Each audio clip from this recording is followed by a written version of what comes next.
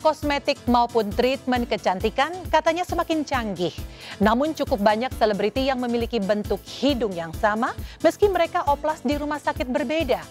Tak cuma hidung, dagu, bibir yang dimiliki Ivan Gunawan dan Karen Delano pun diklaim serupa oleh netizen. Alih-alih tampil dengan ciri khas wajah masing-masing, sejumlah artis justru terlihat seperti saudara seoplas. Lalu benarkah tren oplas di Korea dipicu oleh banyaknya klinik dan rumah sakit yang mengendorse artis kita? Adakah dampak negatif dari oplas di kemudian hari? Mengapa Po Atik seolah menyesal telah mempermak wajahnya?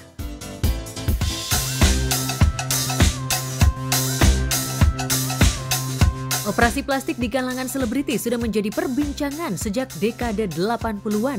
Musisi legendaris Titiek Puspa bahkan disebut-sebut sebagai artis pertama di Indonesia yang melakukan oplas di tahun 80-an saat usianya memasuki kepala 5 atau nyaris sebaya dengan Dian Nitami, Dewi Gita, Ina Thomas yang melakukan oplas di era digital. Di usianya yang ke-87 tahun sekarang, artis 5 zaman yang akrab disapa Eyang Titi ini menjadi artis Indonesia yang paling cantik dan awet muda. Tuhan, maafkan saya. Saya ingin berbuat sesuatu, tapi semua tanpa izin-Mu tidak akan terjadi. Saya telah bersalah merusak badan saya, karena saya kurang teliti, kurang hati-hati. Nah, sekarang saya ingin menyembuhkan penyakit saya.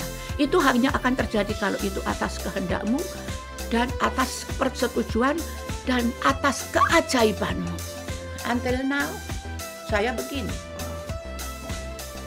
Dan itu yang namanya meditasi itu tidak ada obat, tidak ada lilin, tidak ada obor, tidak ada api unggun, tidak ada kotok-kotok.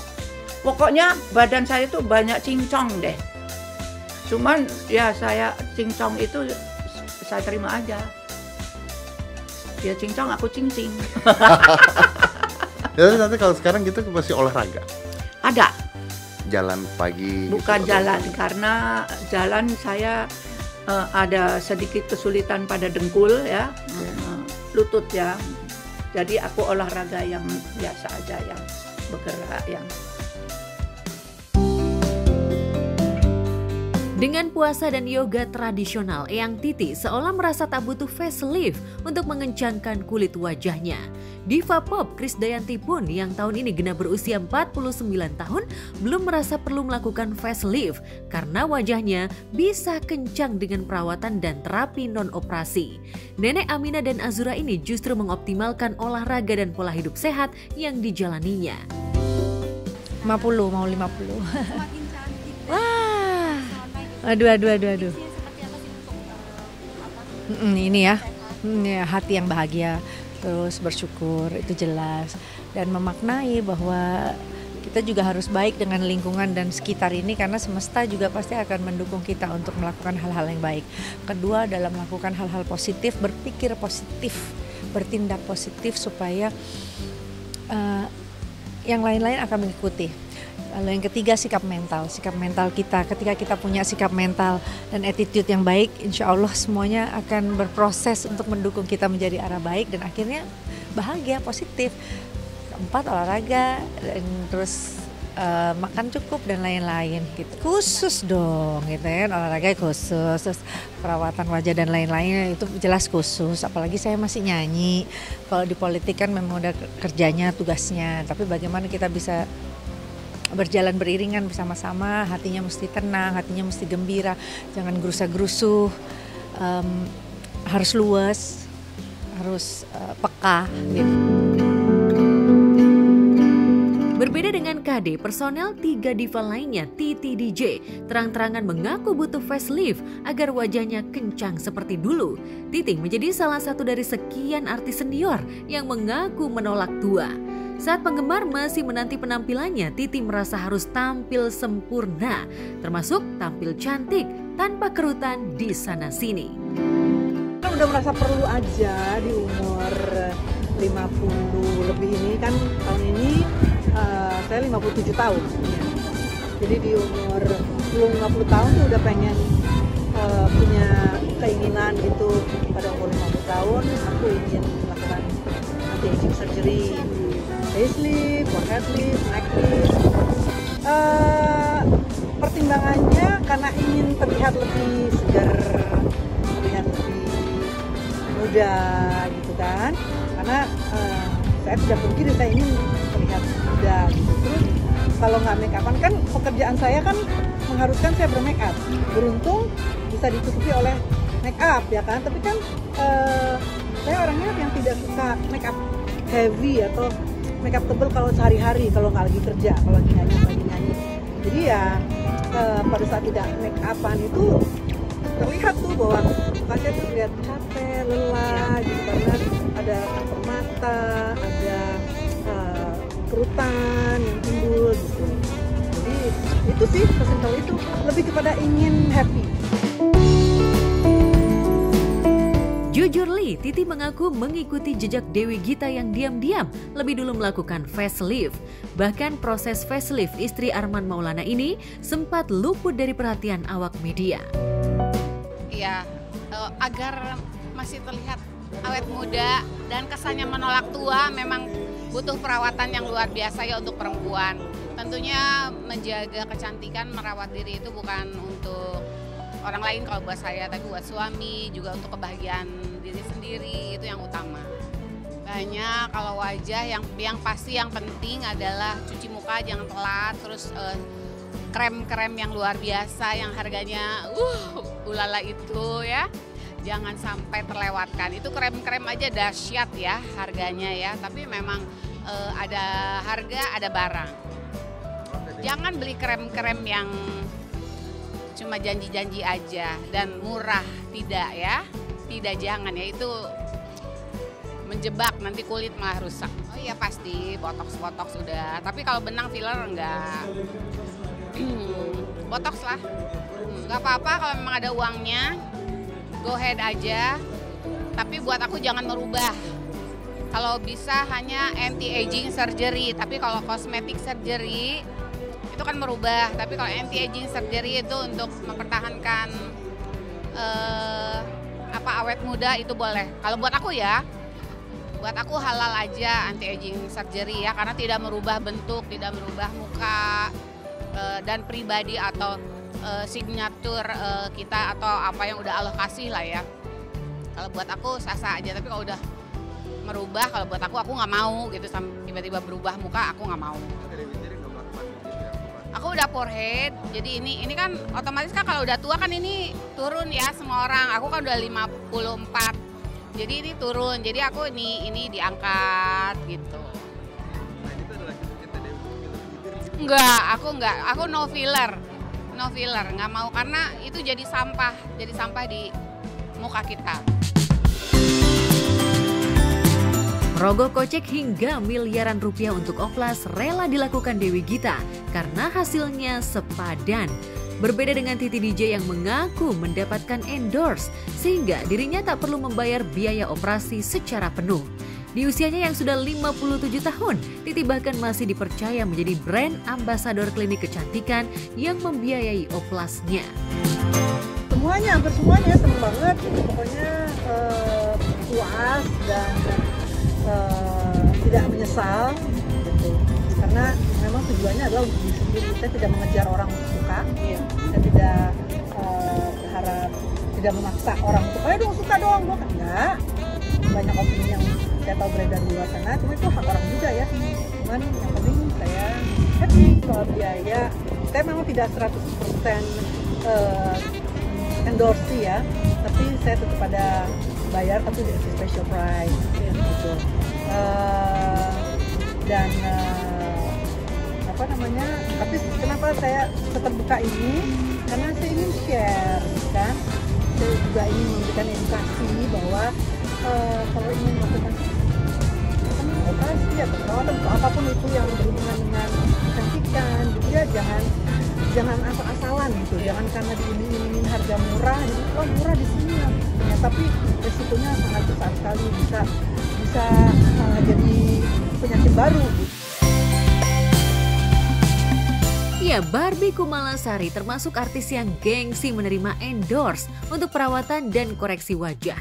Sejak tahun 2007, aktris yang juga akrab disapa Kum ini bolak-balik Singapura, Thailand, dan Korea untuk menyempurnakan wajahnya. Namun setelah 17 tahun tanpa naik turun meja operasi, Kum tetap merasa tidak puas dengan hasil oplasnya. Sejumlah netizen bahkan menilai oplas yang dilakukan Kum gagal total.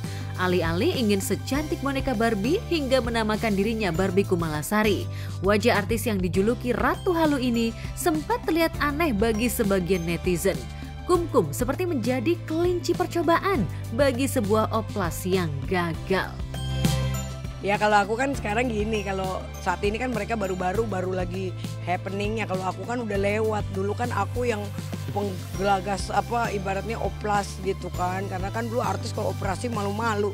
Kalau Barbie mah operasi malah masuk TV ya kan, malah di di Instagram lagi di apain aja gitu kan, aku selalu posting gitu. Jadi ya kan, terus akhirnya artis yang lain misalnya Lucinta Luna ikutan, akhirnya sampai mereka melakukan yang ekstrim.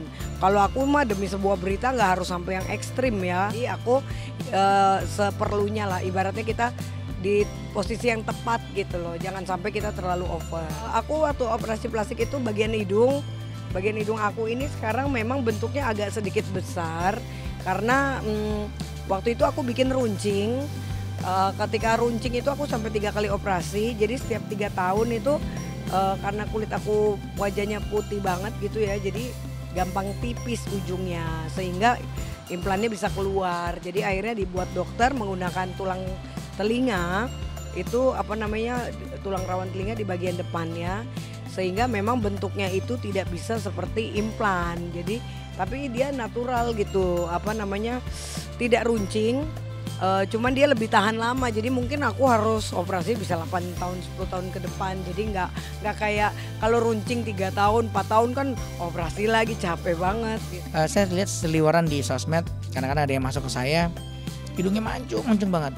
Yang harus dihindari dari operasi hidung itu adalah tension. Tidak boleh over tension ke kulit karena lama-lama bisa tipis, bisa bengkok dan jebol. Nah itu terjadi pada saat pemasangan L-shape implant yang terlalu panjang, terlalu berlebihan sehingga menekan hidung, ngedorong hidung sampai kejauhan. Kalau Anda sampai bisa ngeraba si implannya, itu hati-hati. Ya, nah, sebaiknya tidak dilakukan demikian, nggak boleh overtension.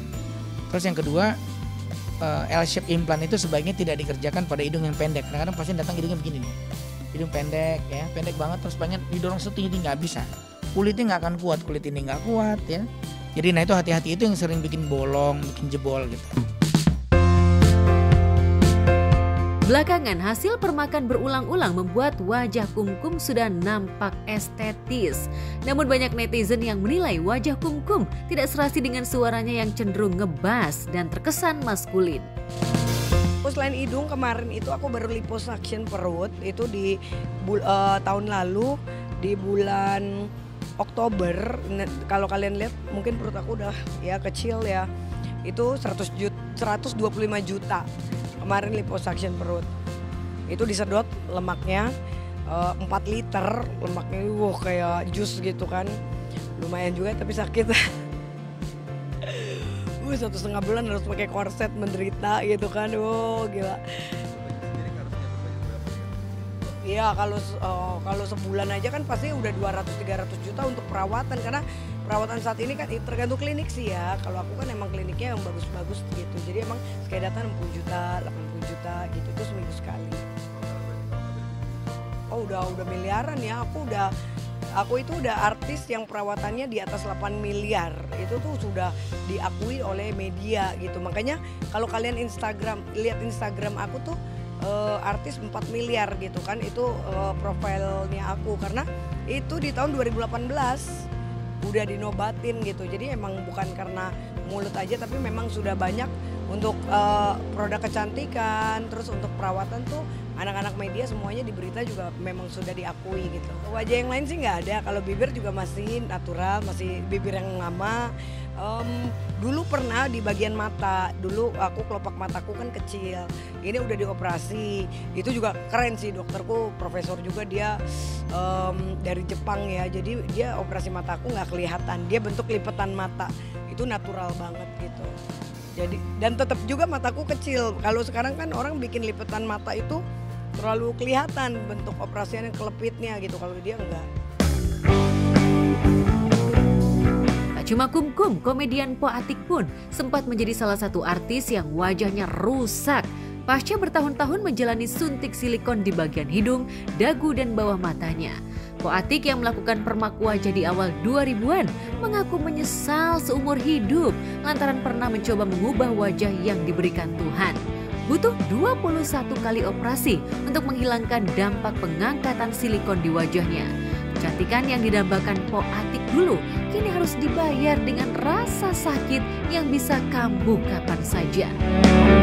Pasang silikon itu diajak sama teman, kebetulan orangnya itu datang ke rumah teman. Jadi Empo saat itu nggak tahu kalau dia bukan dokter, Empo kirain dokter karena dia pakai seragam dokter gitu, terus pakai tas kayak dokter gitu. Nggak taunya dia bukan dokter. Setelah belakangan Empo tahu kalau itu salon. Ya karena ngelihat dia yang tadinya mukanya di bawah rata-rata, tiba-tiba cantik kayak bule. Nah nanya dong, itu diapain gitu. Udah jangan banyak tanya, mau, katanya dia bilang gitu. Mau banget kalau kayak gitu. Kayak disuntik, cus, disuntik dari sini ke dalam, cus. Terus ya banget, orang bukan dokter nggak pakai anestesi kan, langsung disuntik aja. Terus ada aduh sakitnya nggak bisa dibayangin itu, sampai pipisnya sampai pipis beneran, bukan 21 kali dibuang silikonnya. Jujur Po Atik mengaku harus menjalani perawatan wajah seumur hidup karena silikon yang kadaluarsa itu rupanya sudah menyatu dengan kulit wajahnya. Lantas bagaimana kondisi Po Atik sekarang setelah 4 tahun berusaha mensterilkan tubuhnya dari pengaruh silikon? Di sini kan tadinya bengkak gini kan, berjendol gitu. Di sininya di black, dibuka, dikerok silikonnya, terus dijahit lagi. Terus sebelah sini gitu, jadi bertahap. Semuanya ini udah dibuang semua. Tinggal ini ada sedikit lagi keluar lagi nih.